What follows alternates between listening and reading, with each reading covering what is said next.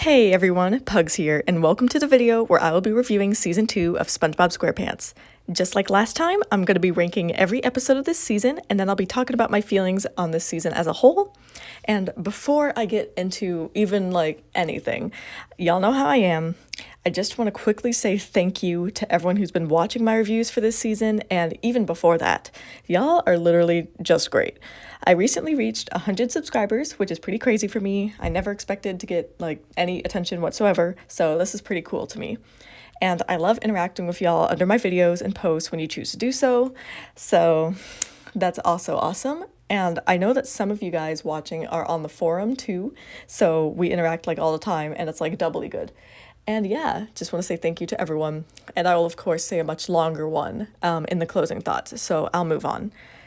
And for anyone who's new here and might be unfamiliar with my rating system, first off, welcome to the channel. And secondly, I highly suggest that you watch either my first review of Help Wanted, Tia the Tree Dome, and Reef Blower, or even better, my Season 1 ranking video, because in that one I do go into the tiers and what they are for literally 9 minutes, and I don't want to say all that again, so I'll just link that video with the timestamp in the description in case you're not quite so familiar with my tiers. But I also do have a graphic up now of what all my tiers are and what the scores are, but if you want to know the actual meanings and what constitutes each tier, then I'd suggest checking out either one of those two videos. And yeah, with all of that said and done, knowing that this video is already going to be pretty long, why don't we just go ahead and get right into this. Alrighty, so as you should be able to see now, I'm here on tiermaker.com with a SpongeBob Season 2 tier list maker ready to go, filled with my personal tiers. I don't think I need to explain anything else from here, as tier lists are pretty self-explanatory, and like last time, I'll be going in descending order. So we'll start with my top 5 and then go down through my bottom 5. Alright, cool. So let's get started. So for my absolute favorite episode of this season, pretty sure I already said what it was, and it's the only episode that got a 9.6 out of 10 here, and it is Graveyard Shift. So just put that in amazing. So yeah, this episode is just pure atmospheric perfection. I just adore the vibes of this one. It also has the kind of dynamics I love to see, not just between SpongeBob and Squidward, but between the entire Krusty crew for the little time that Mr. Krabs was there. And it's also just an insanely relatable episode to someone like me who's worked in the service industry, and it's also just really, really funny. So easily, for me, it's the best of the season. Well, I won't say easily, because the second one comes in really close place behind it. But yeah, so for the second episode, the second best episode of the season, I feel like I've also said which one it is, because it's one I just reviewed, and that's Squid on Strike, and it got a 9.5 out of 10, the only episode to earn that score. So put it up there. And this episode, also perfection, but this time it's anti-capitalist perfection. Well, consumerism friendly perfection, let's be real. It's still on Nickelodeon, still got approved, even though I am still a little surprised that this episode managed to be aired, that it got away with doing what it did, being what it's about.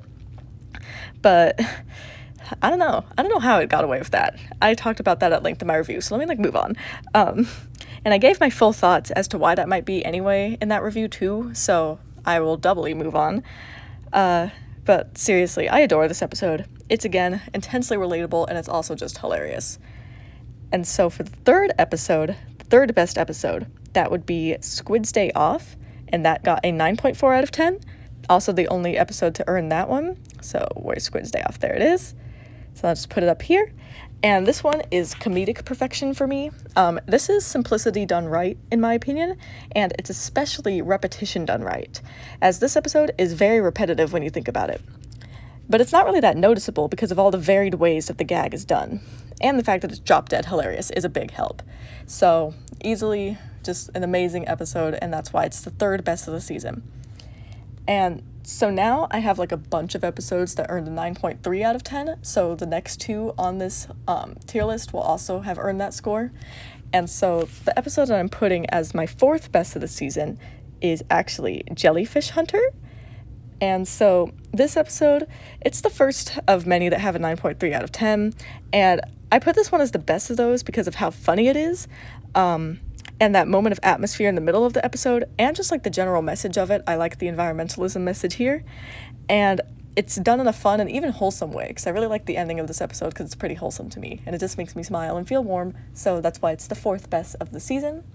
And so the next episode also earned a 9.3 out of 10, and the one that will be the 5th best episode of this season is Pre-Hibernation Week. Here it is. Yeah, so this is a fun, action-packed episode that I think is a great Sandy appearance. It's also full of some hilarious, iconic jokes, like, Gold Team rules, or, even the fact that Pantera was in this episode. I think that's pretty cool. But seriously, like, Sandy rules in this episode. She's exactly like what I like to see from her, like a squirrel that's extreme in everything she does. And I just got finished rewatching Bubble Trolls, and I was talking about how that episode's kind of similar to this one in certain ways, so it's kind of funny to look back at this episode after just rewatching that one. But yeah, so those are my top 5 of the season, and yeah, so I'm gonna go ahead and look at the rest of my 9.3s out of 10 because I had a lot. I think I had 5 total episodes that got that score. So now the next episode that I will put up here is Wormy. Here it is. And so this is an episode that I've always loved. It doesn't quite make my top 5 simply because it's up against some really stiff competition. And I think Pre-Hibernation Week beats it out because of the qualities of that episode, not because there's anything wrong with this one.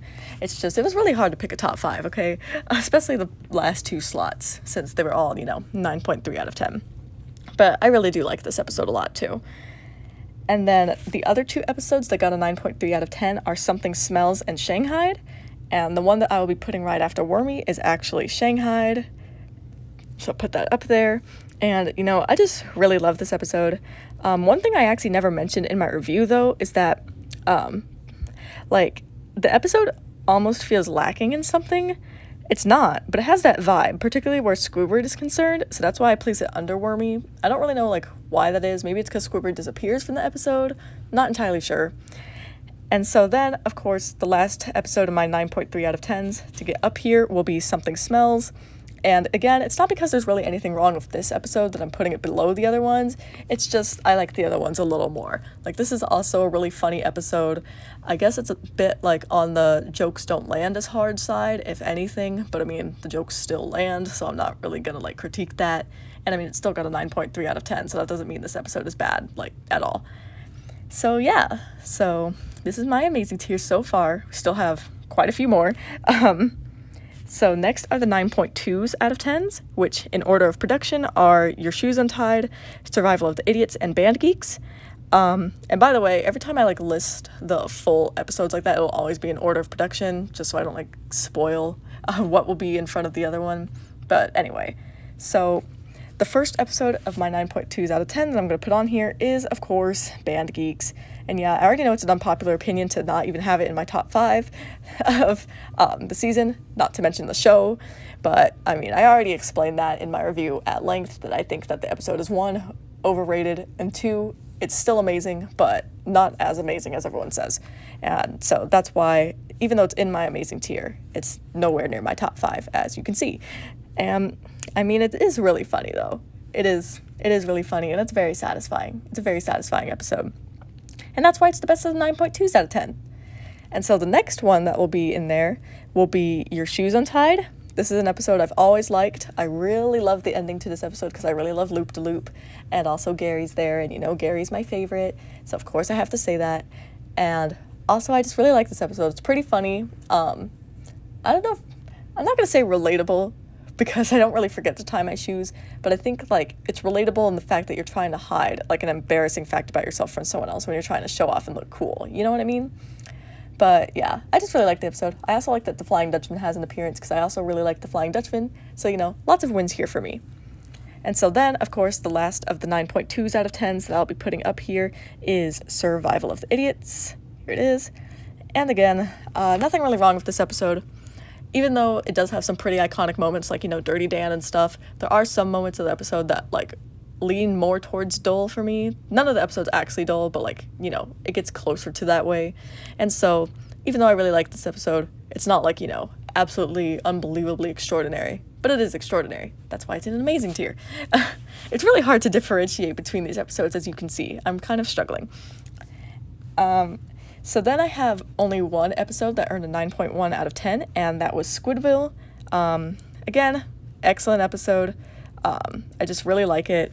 I really like how Squidward manages to find a community of his own, and I kind of like the message of this episode. I say kind of because, actually, I don't know why I just said kind of. I just feel like I'm not in love with the message of the episode. I like the message. The execution, I guess, is what I mean. But also, this episode isn't like drop dead hilarious, and that's why it's like 9.1 out of 10 instead of, anywhere in the higher parts of the amazing tier. But again, still a really good episode, and I'm going to say that like every time, so sorry.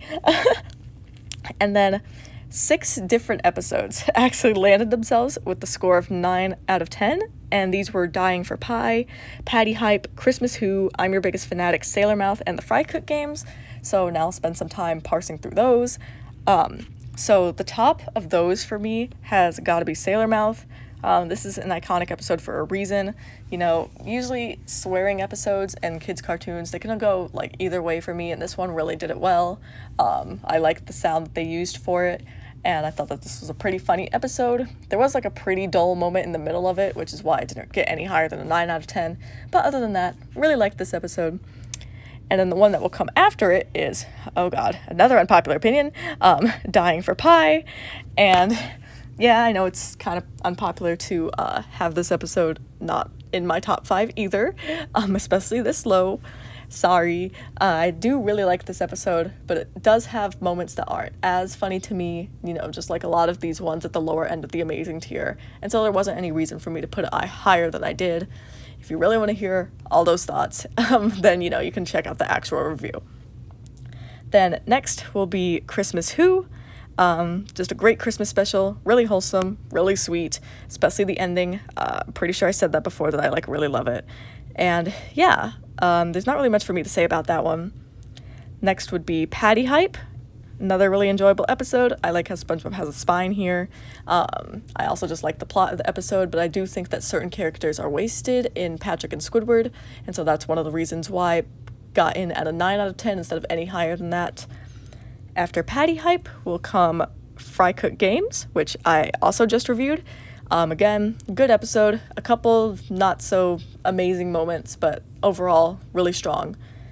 And then lastly, it would be I'm Your Biggest Fanatic, and that's only because this episode does use secondhand embarrassment. Even though I did say in that review that it did it really well, it still does use that.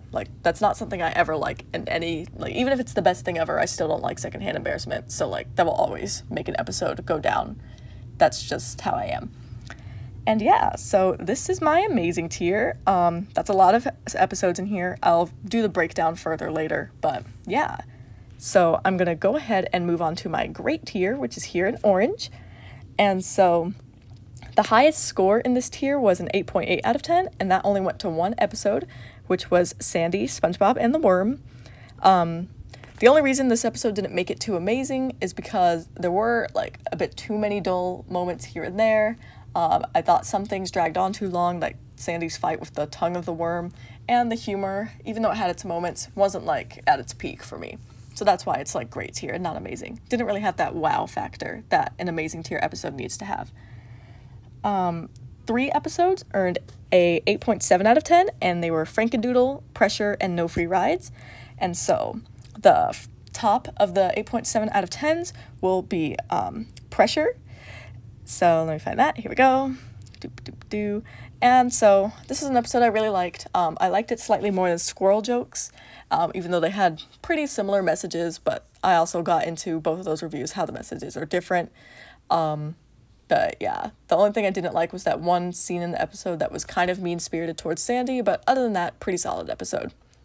The next will be No Free Rides, if I can find it, because I'm blind. There it is. All right, so No Free Rides. Again, episode, liked it a lot. Did have a dull moment here and there, as great episodes tend to, and the humor, not at peak, but still really good. There isn't too much I can say about the episodes in the middling tiers like this, so sorry that I'm being kind of repetitive. And then lastly would be Frankendoodle, which, yet again, another unpopular opinion. I'm really getting the pitchfork sent to me today. Yeah, I liked this episode. Obviously, I liked this episode. It wouldn't have gotten an 8.7 out of 10 if I didn't, but I don't like it as much as some people. I do think Doodle Bob is iconic, though. That's just a fact. And I do think that the episode feels a little disjointed in places. Can't remember if I said that in my review or not, but I do think that. And that knocks it down a little bit for me. And only one episode got an 8.6 out of 10, and that was Squirrel Jokes. So like I said, this one is pretty similar to Pressure. I like this one a little less because I think it kind of shot itself in the foot with the moral, with the scene with Sandy where she's trying to teach the lesson to SpongeBob. I do think that didn't actually help the moral the way it should have. But other than that, pretty good episode. I also got very frustrated at the townspeople, but, you know, that's just how it is. And then, yeah. So 2 episodes got an 8.5 out of 10, and those were The Smoking Peanut and Life of Crime. And so I actually did read those in order this time, but that's just because order of production, I guess. But I do like The Smoking Peanut more than Life of Crime. This episode, pretty good. I thought it was a really different plot than usual in a SpongeBob episode, I guess. Especially with, like, all the foreshadowing that was used and kind of like a mystery that we could solve in a way. And so I thought that was pretty cool. And then for Life of Crime, I just thought that the fight between SpongeBob and Patrick in this one was a little annoying. But other than that, excellent episode. And then 2 episodes also received an 8.3 out of 10. And those were Mermaid Man and Barnacle Boy 3 and Gary Takes a Bath. And so I liked Gary Takes a Bath a little more. And I mean, that's could be probably because it does feature Gary, and I love Gary so much. The only reason this episode got a score this low is because it was shorter, and so I didn't really have as much time to really get into it and enjoy it. But I do think that if I re-reviewed it, it would probably be a higher grade tier. And then Mermaid Man and Barnacle Boy 3, just a good solid episode. Don't have much to say. Has some iconic moments. I mean, you know, the whole wallet scene, just pretty good. The ending of the episode is kind of not so great. It's kind of weak. But yeah, in general, pretty good. And then to end this great tier, 2 episodes earned a score of 8 out of 10, and those were Bossy Boots and Welcome to the Chum Bucket. And so I liked Welcome to the Chum Bucket tiny bit more, and I think that's probably because I really like the song here, but I didn't like the ending of the episode as much as I definitely went into detail in my review. And then for Bossy Boots, I don't know, just something about this episode I just didn't like connect with as much. Like, I think it was a good episode, and it's really hard for me to figure out why it just doesn't work for me as much, but it just simply doesn't work as much. But I do like that Pearl is here, because I like Pearl well enough. So, you know, good great tier. So this is my great tier, and yeah, so I'm gonna move on to good. And so there are very few in this tier, just 5. And so to start us off, there were 3 episodes that earned a score of 7.6 out of 10, and those were Big Pink Loser, Krusty Love, and Procrastination. And so the one I will put on top is Krusty Love, and I just think this is a really good episode. I like Mr. Krabs and Mrs. Puff's like dynamic. I think they're sweet, though I do think this episode kind of didn't actually utilize that dynamic that much, even though the episode's about them. So that is one thing that kind of took this episode down. And then also, even though I really did enjoy the catharsis from SpongeBob snapping at Mr. Krabs' attitude did kind of start getting on my nerves after a while, so that didn't help much. Then next, I'll put Big Pink Loser. Again, this episode just kind of, I did say before that I think I judged this episode a little too harshly in my original review, so I would have put it in like a great tier now if I, you know, actually decided to change things around. But I just think that there are some dull moments here, and the humor is not like at its peak, and so that's why it's just a good tier episode to me. And then lastly, I'll put Procrastination. This episode gave me a little too much anxiety to be comfortable, and that's why it's there. And so yeah, so those are the 7.6s out of 10. And so for the last 2 episodes of the good tier, one earned a 7.5 out of 10, and the other earned a 7.2. So for the second from worst episode of the good tier, I guess, we've got Artist Unknown, which that's the one that got a 7.5 out of 10. Again, pretty solid episode. I can't remember too much what I said in my review, which is kind of bad, but I just thought it was pretty good. Humor wasn't like super great, and Squidward was a little too mean-spirited towards SpongeBob, but other than that, pretty good. And then lastly, we got Imitation Crabs. This one, I just thought SpongeBob was written to be a little too much of an idiot, even though this episode does have one of my favorite jokes in the show with the plankton crabs, SpongeBob, whatever. But yeah, I think SpongeBob was a little too dumb here, and the entire middle part is kind of dull. So now, I actually only have 5 episodes left, as you can see, so these will be my bottom 5, and these episodes span the okay, mediocre, and tolerable tiers. So I will go ahead and go through them. So 3 episodes landed in the mediocre tier, and so for the first of my bottom 5, so I guess the best of the worst, we have Bubble Buddy. So this episode is good other than the fact that it's a little bit boring, and that's all I can really say about it. That's why it's not really deep in my bottom 5. Yeah, I'm trying to think of like literally anything I can say, and there really isn't. I don't know if this is like unpopular or not, because I know like Bubble Buddy, even though it's an iconic episode, I don't think it's like seen as like an amazing episode, so I don't really think this is unpopular. The next episode, so my number 4 and my bottom 5, will be The Secret Box. And this episode was alright. The main problem I've always had with it is Patrick's behavior, as it's kind of out of nowhere, and the fact that the episode is just kind of 2 extended scenes that aren't all that entertaining, for the most part, is not really helping that either. And so the main crime of this episode is probably that it's a little dull, along with a little bit of irritation. Other than that, there's of course plenty of things to like here. Then next we've got Grandma's Kisses. This one came in with a 6 out of 10. I feel like this was the first time like we really saw the townspeople being incredible jerks, because I think this one came before Squirrel Jokes. Can't quite remember now. And here you can clearly see why I don't like when the townspeople are jerks. Like, they were just having jobless loser behavior all in this episode, and it was kind of really annoying. But other than that, the episode was pretty good, though it was a little bit on the boring side, and I kind of don't even remember that much about it, if that tells you anything. Then for my number 2 worst episode of this season, we've got Dumped. All I can say here is annoying, and more annoying. This feels like the beginning of a trend that I have always loathed, and that's making Patrick a jerk-ass for no reason. I don't even mind him being jerkish to like a certain degree, but this episode takes it way too far, making him smug for like not even a single reason. At least the ending of this episode is very satisfying to me, which is what keeps it as mediocre rather than tolerable or barely tolerable. That's what it actually means. So yeah, for many years, this was definitely the worst for me, but now the ending has helped me appreciate this episode slightly more. And then lastly, for the worst episode of the season, we of course have I'm with Stupid. So this is the epitome of a barely tolerable episode for me. The insult to SpongeBob and Patrick's friendship here is not very entertaining. And speaking of, this is not a satisfying episode at all. I can see what the attempt was supposed to be. Like, I can see what they were trying to do. But I don't think this episode did what it set out to do, like, at all. And it did so while annoying me greatly, so that's why it's barely tolerable rather than, like, mediocre. And, yeah. So, now I have ranked all these episodes in Season 2. You know, my top 5. You know, my bottom 5. And I just wanted to say real quick that there are 18 amazing tier episodes this season, which is obviously excellent. 11 great tier, 5 good tier, 3 okay tier, 1 mediocre tier, and 1 tolerable tier episode. And these make up Season 2. So not bad. Not bad at all.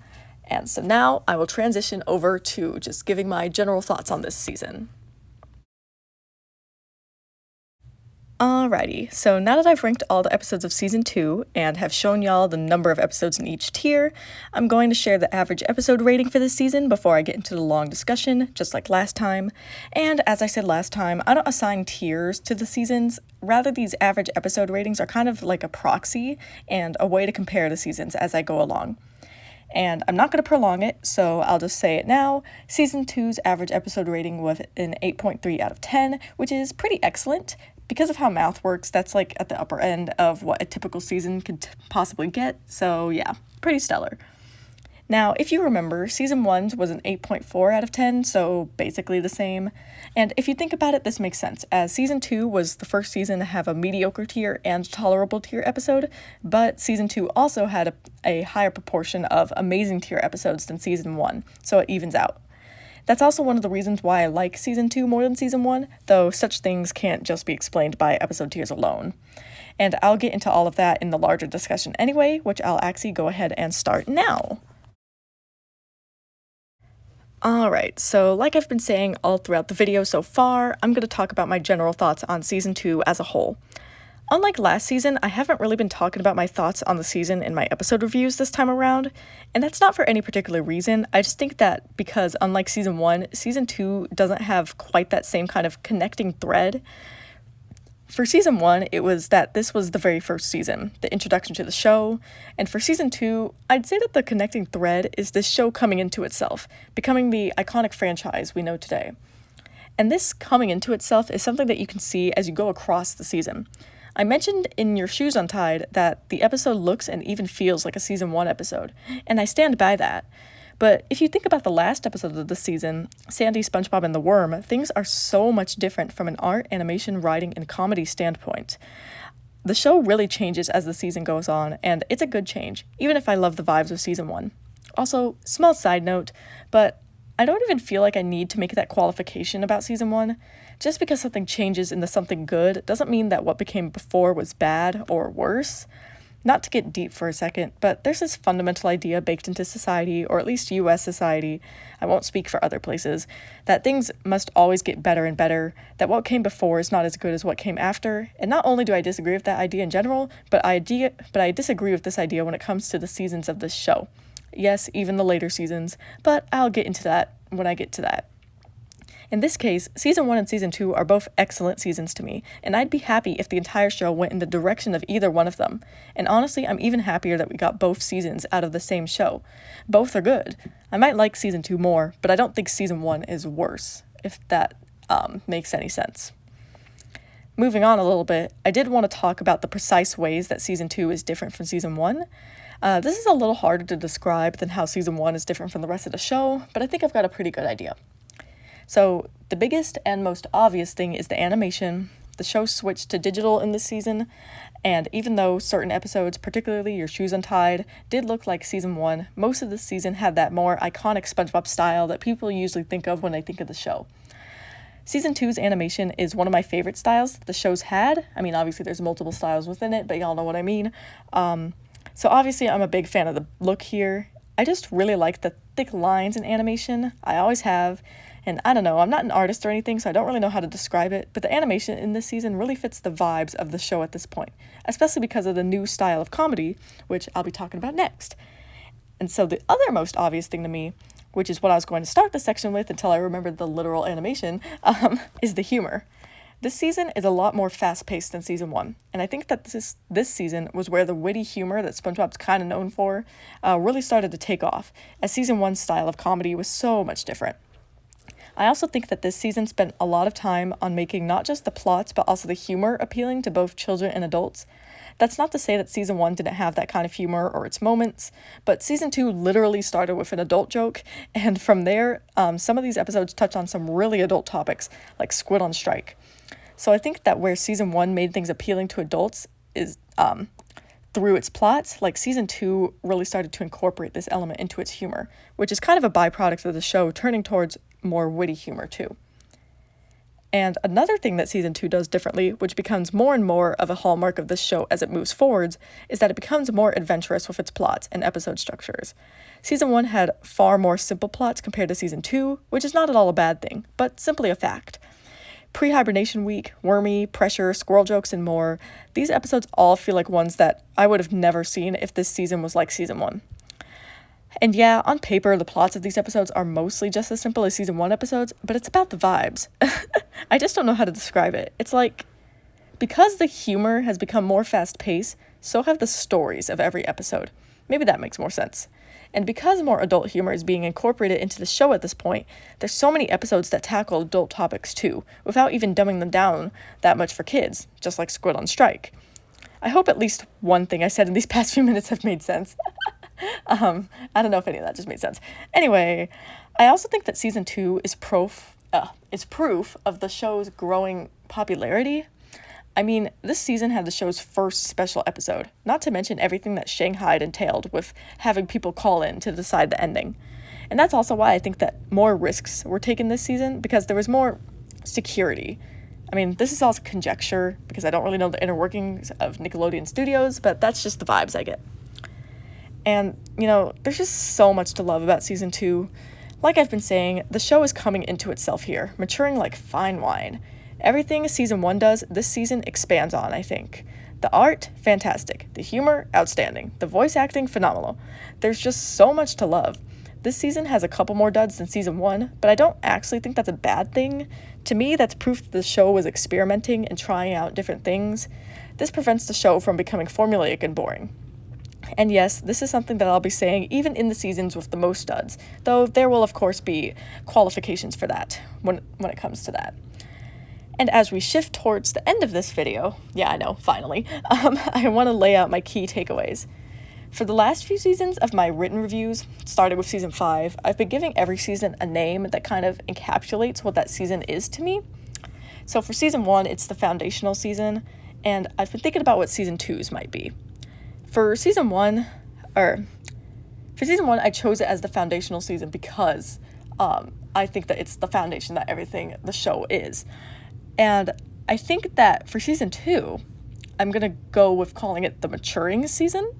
I was going to just use mature, but I think that implies that the show stops growing after this, or that this is the peak. And considering that, 1, I don't think that the show has ever stopped changing and evolving, and 2, season 2 isn't even my favorite season, that doesn't quite fit.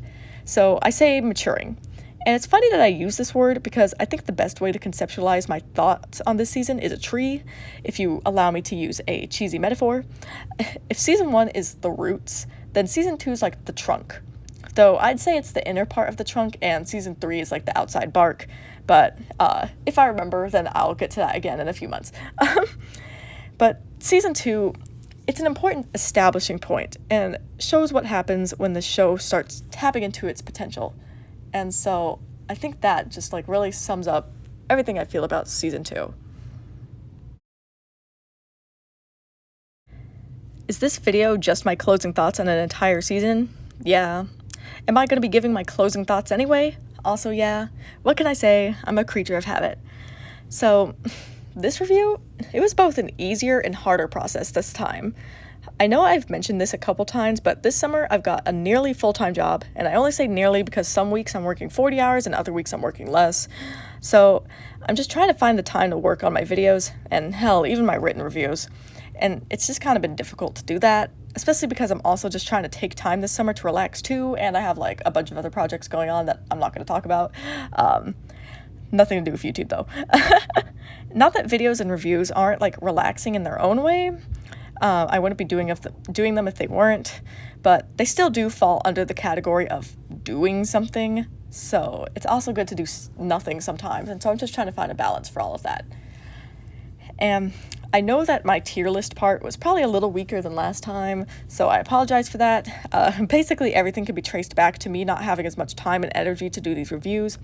And I know the obvious solution is to just decrease my output, and it is something that I've considered, but I'm not sure I want to, because there's just so many episodes to talk about.